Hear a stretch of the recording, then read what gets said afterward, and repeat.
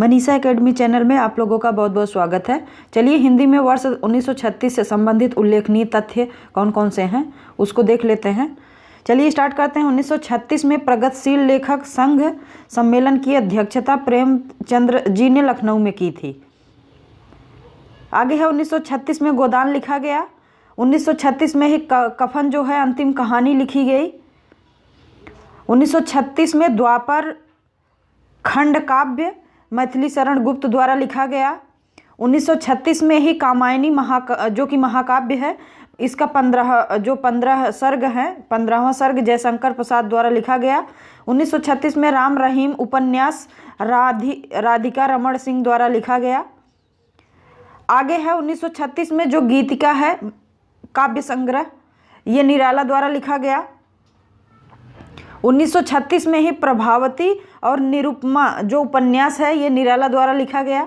1936 में युगांतर काव्य संग्रह है, पंत द्वारा लिखा गया ये।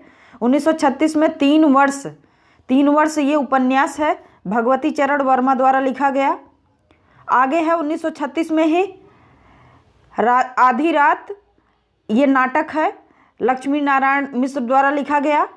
1936 में प्रस्तुत प्रश्न ये निबंध है, प्रस्तुत प्रश्न जैनेन्द्र कुमार द्वारा लिखा गया। 1936 में ही सुर साहित्य जो कि आलोचनात्मक निबंध है, हजारी प्रसाद द्विवेदी द्वारा लिखा गया।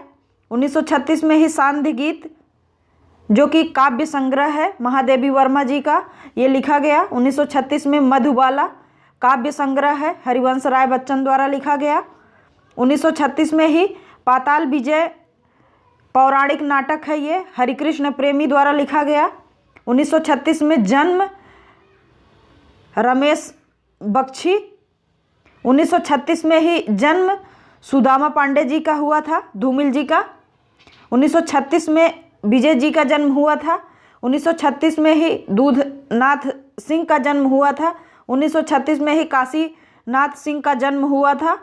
1936 में ही कृष्ण बिहारी मिश्र का जन्म हुआ था। 1936 में ही मंजुल भगत जिसको महिला लेखिका कहते हैं, इनका जन्म हुआ था।